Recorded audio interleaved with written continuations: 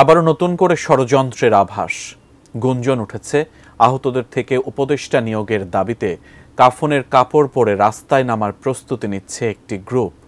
Answer লীগের মতোই নতুন করে মাথাচাড়া দিচ্ছে আহত লীগ। এরই মধ্যে আন্দোলনের আড়ালে থাকা নীল নকশার ইঙ্গিত দিয়েছেন জুলাই শহীদ স্মৃতি ফাউন্ডেশনের সাধারণ সম্পাদক সার্জিস আলম। কি রহস্য রয়েছে তাদের আন্দোলনের পেছনে? বিস্তারিত দেখুন ডেস্ক রিপোর্টে।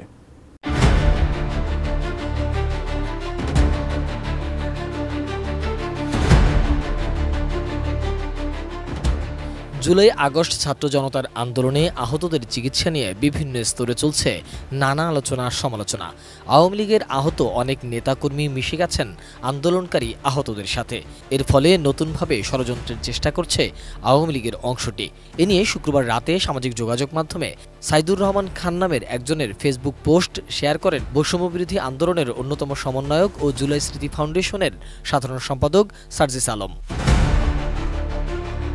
কোয়ালিটি সম্পন্ন আন্তর্জাতিক মানের CMT 500W CSRM committed for better still।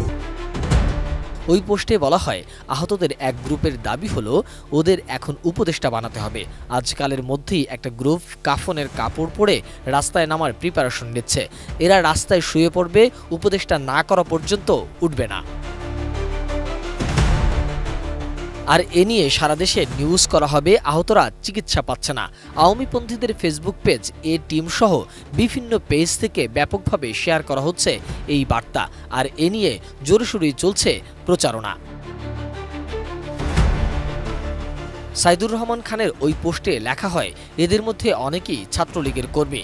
ছাত্রদের হাতে মার খেয়ে আহত সেজে এখন আর হাসপাতাল ছাড়ছেন না। আহত এমন অনেকে সারাদিন নানা ধরনের প্রোগ্রাম করে বেড়াচ্ছেন। দিন শেষে হাসপাতালে এসে ঘুমান। সুস্থ ঘোষণা করে ডাক্তাররা 1 মাস আগে ছুটি দিলেও কেউ কেউ হাসপাতাল ছাড়ছেন না। আর এখানে থেকেই আহত পলিটিক্স করছে। সার্জিসের ওই শেয়ার করা পোস্টে লেখা হয়, এদের এখন দাবি হলো হাসপাতাল ভিত্তিক নেতা নিয়োগ করতে হবে।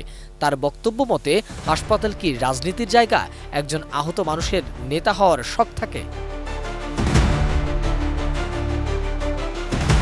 এর পিছনে দুটি কারণ আছে বলেও সাইদুর ওই স্ট্যাটাসে উল্লেখ করেন। এক, এদের সাথে ছাত্রলীগের শক্ত যোগাযোগ আছে, আর এসব করছে যাতে সাধারণ মানুষ মনে করে সরকার আহতদের চিকিৎসা করাচ্ছে না। 2, সরকার আহতদের টাকা আর কার্ড দেওয়ার ঘোষণা দিয়েছে। এখানে নেতা হতে পারলেই বড় অঙ্কের টাকা কামানোর সুযোগ নিতে পারবেন। ওই পোস্টে আরও বলা হয়, এত সাহস এরা পাচ্ছে কোথায়? কারণ মানুষের সিম্পেথি থাকায় আবেগের ব্যবসাতে লাভ ঘরে তুলতে চাচ্ছে ষড়যন্ত্রকারীরা। তার মতে সরকারের এবার কঠোর হওয়া উচিত। Desk report, ATN news.